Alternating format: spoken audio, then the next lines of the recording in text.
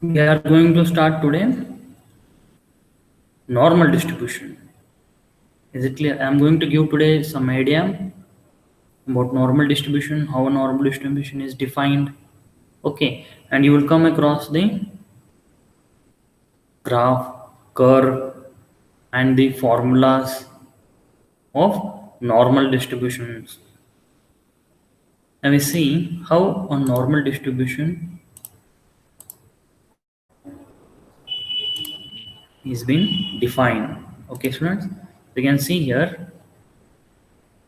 This is our normal distribution curve. In this normal distribution, you can see if you take x-axis and y-axis, so you can see that curve. This curve will tell you how the distribution is been divided, students. So this is what we are going to get the in this curve line. Normal distribution, the commonest and the most useful continuous distribution. So remember this, students. In the exam, you should remember that normal distribution is a continuous distribution. A symmetrical probability distribution where most results are located in the middle and few are spread on both the sides. So you can see in this full curve, they are symmetric. Both the sides, they are symmetric. And in between, we get the result, that is we take the located in the middle and few are spreaded on both the sides. You can see the bar chart in this normal distribution curve. Normal distribution curve has the shape of bell. You can see, you can have the bell, right? It is like a shape of bell. Can entirely be described by its mean and standard deviation. So with the help of mean and with the help of standard deviation, you can describe this full entire curve of normal distribution, students. Okay, we'll go with normal distribution further discussion. It can be found practically everywhere. Definitely, normal distribution can be found practically everywhere, like in your nature, students, in your engineering and industrial process, students, in social and human science. So just take one example. Many everyday data set follow approximately the normal distribution. So you can see definitely in the experiment also, you can see if you take any three samples and you calculate the experiment, you will get the normal distribution here, students. And even you can take the growth of the tree or flower, or you can take any small plant where you can see I have taken one yellow flower and one pink flower, where how the growth of this flower is there. Yes, definitely it is your normal distribution, student. So how it is normal distribution? First it will start the process of growth, and at certain point it will stop, and then it will give the flowers, and then at certain age it will start dropping, it will slow down its flower production, and then it will die. So this is what we have the normal distribution, students. So even if we see the earth is rotating, right? So you can see everyday changes. So this is also like a normal distribution. Sometimes there will be lot of destruction. So first it will be everyone will get birth, and then everyone at certain age it will stop. The growth and development of the human will stop, and then it will come down, and one day they will die. So here also we see normal distribution. Some examples I have taken. The body temperature of healthy human. Yes, definitely it is again a normal distribution. So you can see when you are healthy, it will be, your body temperature will be normal distribution, and when you're not healthy, then definitely will go down, or you find the variation. Suppose today I'm feeling a little bit unhealthy, then my temperature will increase, and at certain stage the I will become full ill, and the temperature will rises at the top, and then slow down I will recover, and then you can see the temperature comes down, and it will become a normal distribution curve, students. Similarly, your height and weight of adult, you can see height goes on increasing, at certain stage it will stop.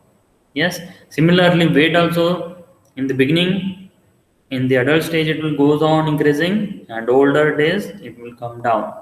So this is what we have the normal distribution. Even I have taken some examples, the thickness and dimension of product. So even you can find here normal distribution, IQ and standardization test score. Even in the quality control test results, error in measurements also we find normal distribution, students. Next we see how useful is the normal distribution. So why we have to study normal distribution? Because it is used to illustrate the shape and variability of data. So very important, students. Any data has been given to you. Suppose there are some students with a good percentage, average percentage, and some are weak, right? So this data collection is there, very important. If you go to the bank, again you will get some data, right? Credit and debit will be there. So this all data, everything will be given in this normal distribution, students. Again, it is used to estimate further process performance. Yes, definitely normal distributions will tell you if you are succeeding, definitely it will rise, and if you don't succeed, then it will fall downwards, students. So this is how it is useful for performance also. Normality is an important assumption when conducting statistical analysis. So already I have done statistical analysis, like your Sensex is there, right? So you can see population goes on increasing, and certain anything destruction happens, anything like corona and all the sorts of things happens, then what will happen? The growth will decrease. So economic growth, you can see it is going up and then coming down. So every year there will be change due to certain, yes, certain environmental destructions. So here in this normal distribution, certain SPC charts. So you can see here I have given the chart in the side, that is in the right side, and many statistical interference tests require the data to be normal distribution, students. Again, in normal distribution, a graphical representation of the normal distribution you can see. So I have given a graphical representation, just a simple bell-shaped curve. Remember, normal distribution curve is a bell-shaped curve, and it is also symmetric both the sides. So it determines by the mean and standard deviation. So determining the mean and standard deviation, we can have this normal distribution, students. So you can see at the peak, that is at the center, we take it as mean. This side we take the standard deviation. Deviation means, students, how much it is going to deviate, that is it is going to go down, or how much it is going to come up. So this deviation we are going to study in this normal distribution. It's a symmetric unimodal bell-shaped curve. Yes, definitely it is a symmetric unimodal bell-shaped curve. Already we have discussed. Its tails ex- extending infinitely in both directions. So you can see when it is going to start, we don't know. So we take it as infinity. So when your birth take place, we don't know. So we take infinity. Then you'll grow, you'll become full adult, you'll become strengthened, weight is strong, your body will be very fit, and then after some age your body starts getting weak, and then it will come down, it will be infinity. So when at your death, it will stop. So we don't know what is the beginning and what is the end. Only thing, the word will work only in the mean and standard deviation. So mean and standard deviation is nothing but the middle part, remember. Okay, the wider the curve, the larger the standard deviation, and the more variation exists in the process. So I already discussed about this. Wider the curve means, if you just, this is, if you take this straight, the curve will be small. height will be more, and then variation will be less. So if you just in this curve, if you just extend this curve, what happens next? The curve will increase. Larger the standard deviation, more variation exists, and there will be process exist in this process friends.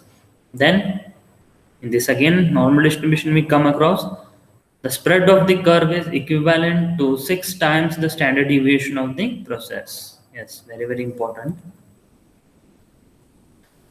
In normal distribution, it helps calculating the probability for normal distribution population. Yes, very, very important student. You have to remember this is helpful for your examples as well as to solve the examples, as well as it is important for your examination.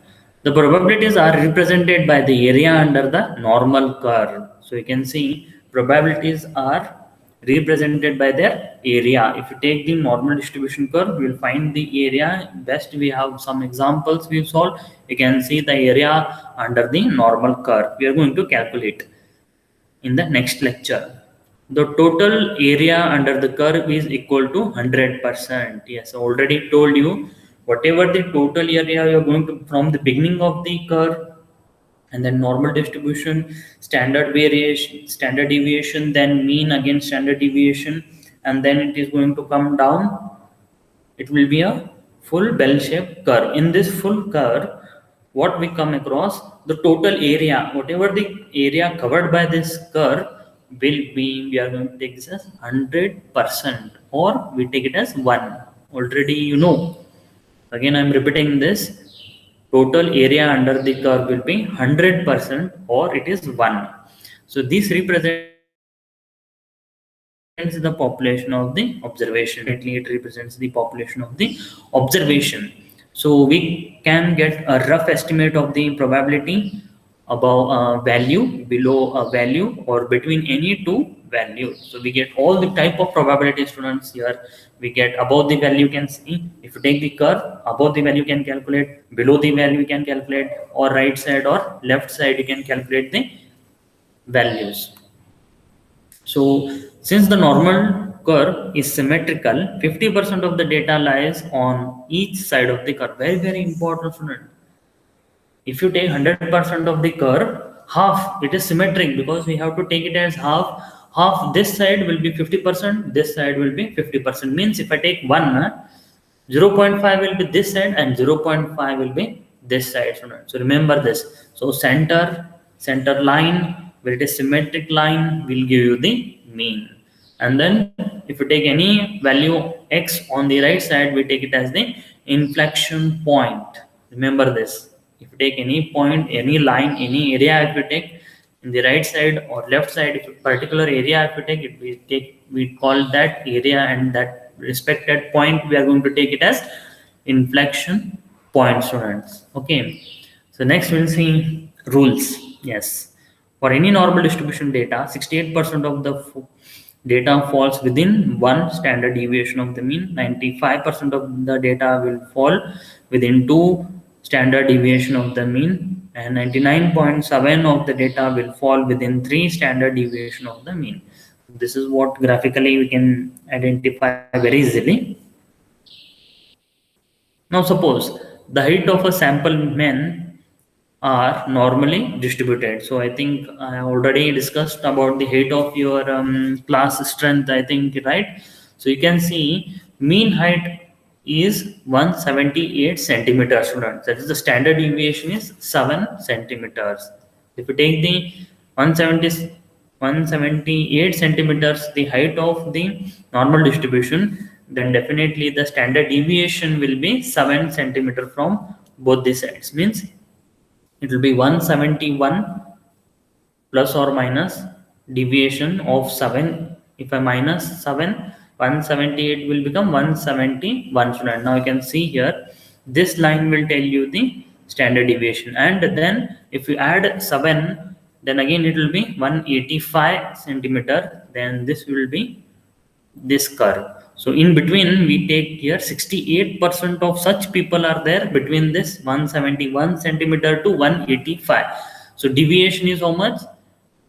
plus or minus 7 centimeters. So that is what we say standard deviation. We take always a standard deviation only, students. Very, very important, standard. Okay. So we can generalize that 68% of the populations are between 171 centimeters to 185 centimeter. This might be generalized, yes, but it's true if the data is normally distributed. Definitely, if the data is normally distributed, we get this curve shape graph. Then we come across properties of normal distribution. It is a continuous random variable. Very, very important, student. Very, very important. Remember this. It is a continuous random variable, has an infinitely number of possible values that can be represented by an interval on the number line. So remember, if I draw a line, it goes on increasing. Can you tell me where a straight line will stop? No, there is no end for the straight line. Even the time, can you tell me the time is going to end? No, you cannot judge when the time is going to end. It is continuous. Time is continuous, straight line is continuous. Therefore, in the normal distribution, continuous probability distribution, the probability distribution of a continuous random variable. So remember this in normal distribution. We come across the properties of normal distribution, student. Normal distribution, the continuous probability distribution for random variable x we are going to take. So please remember, x is nothing but continuous probability distribution for random variable. We take it as x. The common, most important continuous probability distribution in statistics. So we come across very, very important role of continuous probability distribution in statistics. Therefore, normal distribution is also very, very important in continuous probability distribution in statistics, students. So please remember this.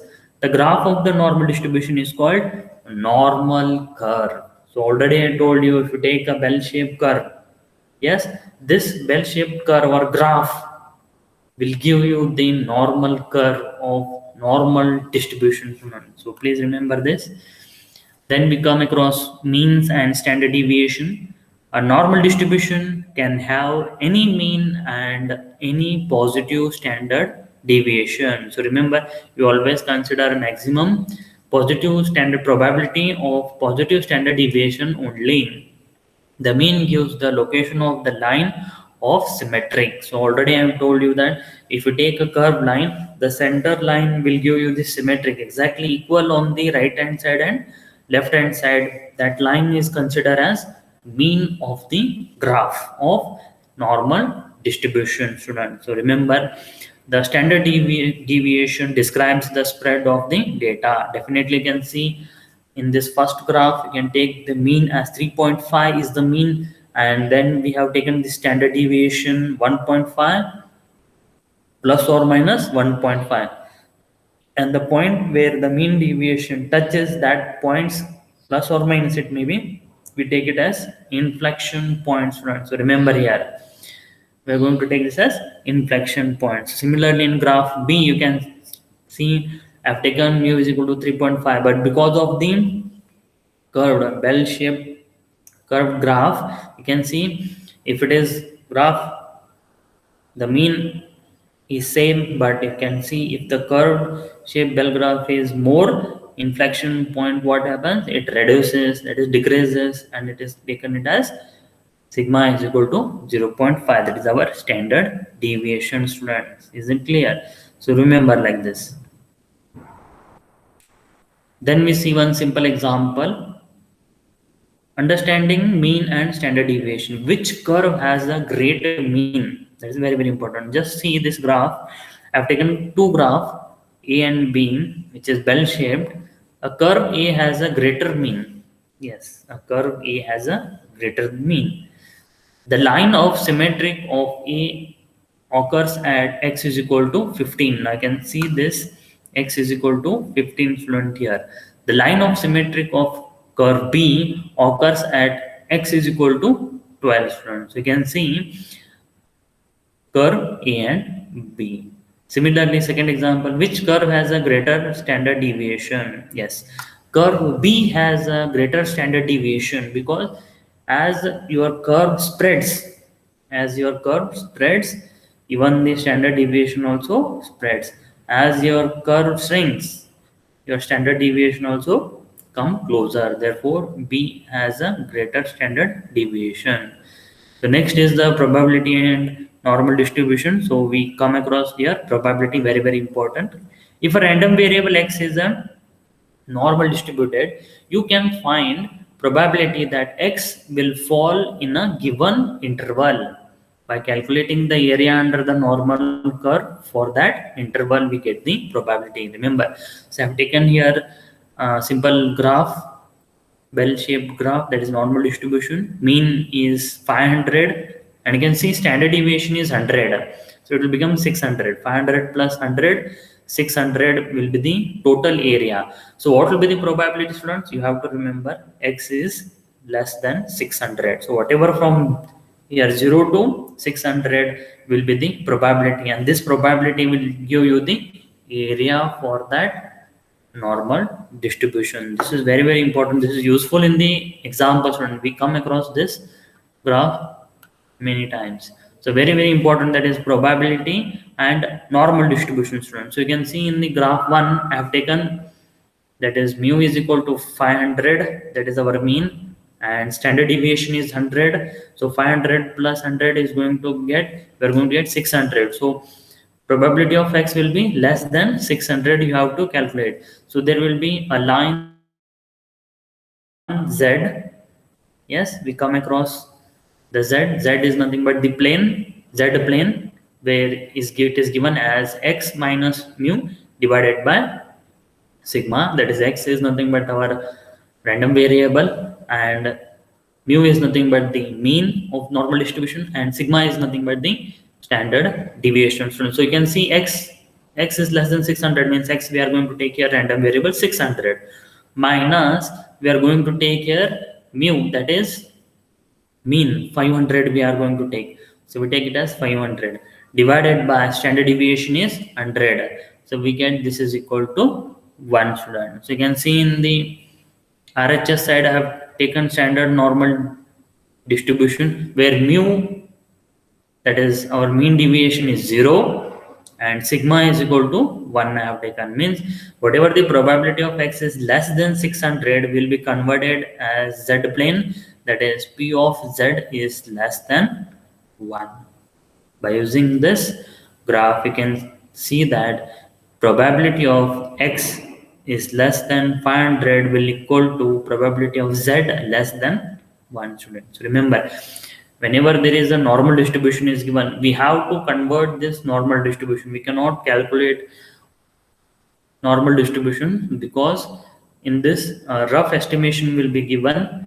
In standard normal distribution we get the standard variance, standard deviation we get.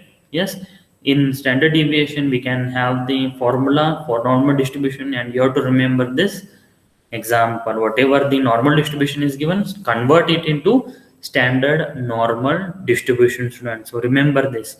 So whatever the value may be in normal distribution, it will be 500, 1000, 2000, 3000. But if you convert here, we will take it as mean is equal to 0, and standard deviation we take it as 1. So we'll convert this. So for one example we have took here, this is best example we have. And method of probability calculation for normal distribution. So very important, student. You have to remember this whenever they give. This is helpful for the example, and this way I am going to solve the problems related to method of probability calculation for normal distribution, which is very important. And please see that you try to remember and practice this. The probability that a continuous random variable X lies between a lower limit A and an upper limit B.